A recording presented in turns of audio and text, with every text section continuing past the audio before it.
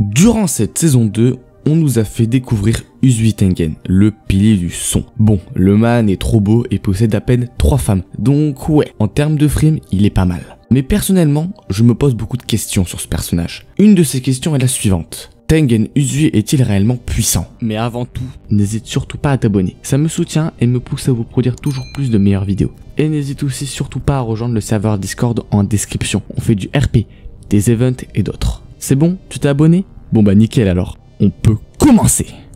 Mais avant tout, laissez-moi vous récapituler son histoire. Tengen est né dans une famille de 9 enfants au sein d'un clan de shinobi. 3 des 9 enfants sont morts avant même d'avoir atteint l'âge de 10 ans à cause d'un entraînement trop zélé. Les 6 autres étaient forcés de s'entretuer sur ordre de leur père sans qu'ils sachent qui ils affronteraient puisque leur tête et leur visage étant recouverts de masques. Tengen a compris la ruse de son père qu'après avoir tué 2 de ses frères. À l'âge de 15 ans, 7 de ses frères et sœurs étaient déjà morts. Seul lui et son jeune frère ont survécu. Lorsqu'ils étaient enfants, son père les avait forcés à subir un entraînement dur et intensif pour tenter de sauver le clan en leur faisant croire qu'ils devaient se débarrasser de vie innocente à leur profit et n'avoir une femme que dans le but d'avoir une descendance. Comme son dernier frère avait adopté cet état d'esprit, qu'il ne s'en sentait pas mal d'avoir tué ses autres frères et sœurs, Tengen a été consterné et a décidé de quitter le clan définitivement. Il quitte plus tard le village avec ses femmes sans affronter son frère. La famille d'Uzui pratique la polygamie. Donc quand Tengen a eu 15 ans, il devait avoir 3 épouses, qui étaient choisies par le chef du clan.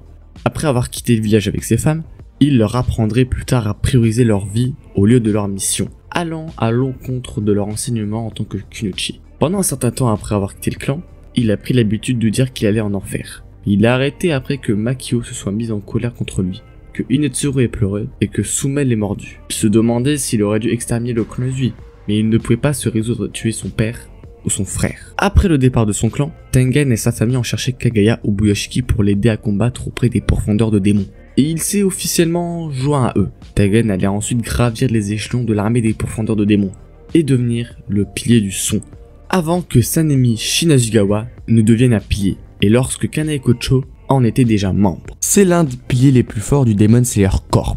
Il est un maître de la technique de respiration sonore, qui est un dérivé du souffle de la foudre. Sa force physique dépasse la plupart des piliers, et il est le deuxième plus fort. Au-dessus de lui habite Kyome, le pilier de la roche, basé sur la puissance brute. Malgré son excellente force physique, le souffle de Tengen n'est pas aussi raffiné et fort que les autres.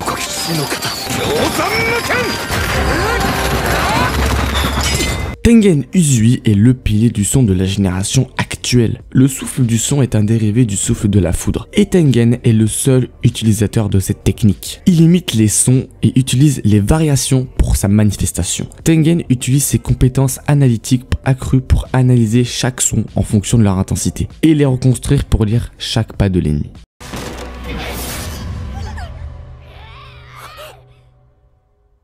Tengen Uzui est l'un des piliers les plus rapides de la génération actuelle. On dit même qu'il court presque à la vitesse du son. Il possède une vitesse brute énorme, qui devient mortelle lorsqu'elle est combinée à sa force. Ainsi, Tengen a réussi à décapiter Daki avec une balançoire de son couperet, avant même que le démon de haut rang puisse comprendre. Bien qu'empoisonné, il suivit les mouvements rapides de Gyutaro, montrant ses réflexes surhumains. Même après avoir été blessé, il a réussi à trancher les jambes de Gyutaro.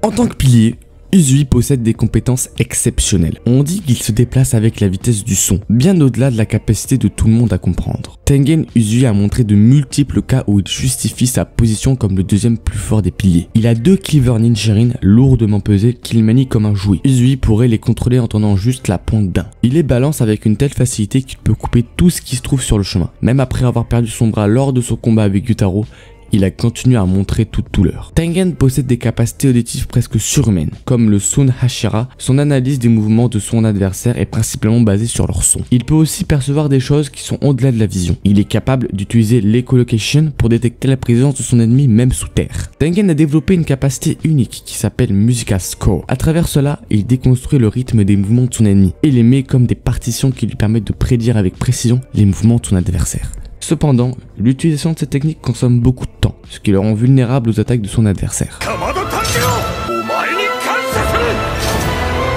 Tengen est un shinobi dans le vrai sens du terme. En raison de l'entraînement intense qu'il a subi sous son père, il a développé de multiples capacités comme la furtivité améliorée. Ses mouvements sont si silencieux qu'il ne perturbe pas l'air et peut échapper même à ceux qui ont un sens aiguisé de l'odorat comme Tanjiro. La formation de ninja lui a même donné une résistance au poison qui lui a permis de se battre même après avoir été empoisonné par Gyutaro. Il a continué à se battre sans même un clin d'œil, même avec le poison qui aurait facilement tué quelqu'un d'autre. En raison de l'entraînement dur imposé à lui par son père pour animer le clan Shinobi, Uzui a développé une immense résistance à la douleur. Même après avoir été transporté par un kunai jeté à Gyutaro par la femme d'Uzui, il n'a montré aucun signe de douleur. Même s'il a perdu son bras, il a poursuivi son combat et a finalement sorti victorieux. Il a continué son combat à grande vitesse pendant 16 heures pour sans se fatiguer contre le top rang 6.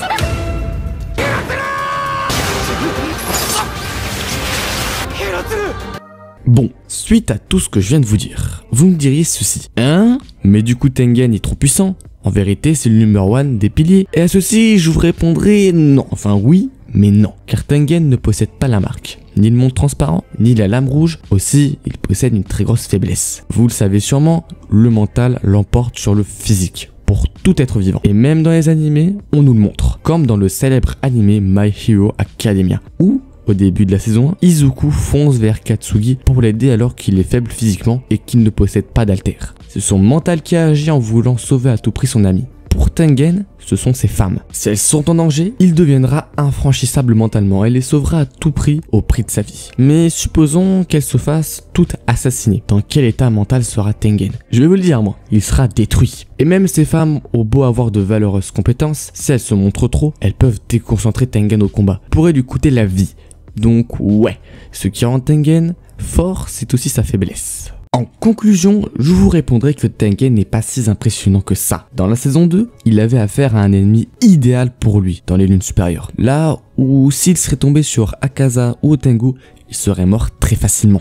C'est la fin de la vidéo, j'espère qu'elle vous a plu. Moi il m'a plu de vous la faire, en tout cas n'hésitez pas du coup à vous abonner, à liker, à partager et à commenter quel pilier voudrez-vous que je traite dans la prochaine vidéo. Et oui, c'est un peu un nouveau format que je vous propose et j'essaie d'innover ces derniers temps et j'essaie de me détacher un peu des histoires des Monsters qui restent très banales, surtout que désormais on a des youtubeurs qui en sortent avec par exemple Somyoka qui a sorti Tengen récemment. D'ailleurs je vous préviens, ce n'est pas un plagiat, ma vidéo je l'ai préparée depuis mercredi et là je fais la fin, là je l'ai fini aujourd'hui, donc il est samedi, et je la publie dimanche du coup. Donc non, ce n'est pas un plagiat, je vous rassure. Il a sorti à peu près au moment, c'est tombé comme ça, mais même dans le format, on n'est pas été dans le même. En tout cas, donc j'essaie de m'innover, j'essaie un peu de sortir de ce côté un peu histoire des Monsters que j'ai gardé pendant 6-7 mois, pour maintenant vous produire des formats beaucoup plus épurés, beaucoup plus... qui sortent en fait de ce que les gens font sur des Monsters. Parce qu'en fin de compte, à part des classements d'histoire, ce que font les gens dans Demon Slayer, c'est pas très innovant. Et j'essaie de rendre cet animé innové sur YouTube. Donc n'hésitez pas à me dire quels autres formats vous voudrez que je fasse. Je pense que là, on a fait le quota de quand même de pas mal de formats. Une prochaine vidéo ici. Je sais que vous attendez souvent les vidéos ici, mais c'est compliqué à faire. Et je vais essayer d'en trouver une, mais je vous parie pas que j'en publie une bientôt. En tout cas, n'hésitez pas à me proposer des idées. C'est très important pour moi et ça m'aide constamment. Et n'hésitez pas surtout à me dire de quel autre format vous voulez que je fasse, même si comme je vous l'ai dit précédemment, je pense que là on a atteint le quota de format. Sur ce, c'était Thibaut VB, n'hésitez pas à prendre vos katanas et à affronter les démons qui rôdent dans votre vie. Ciao!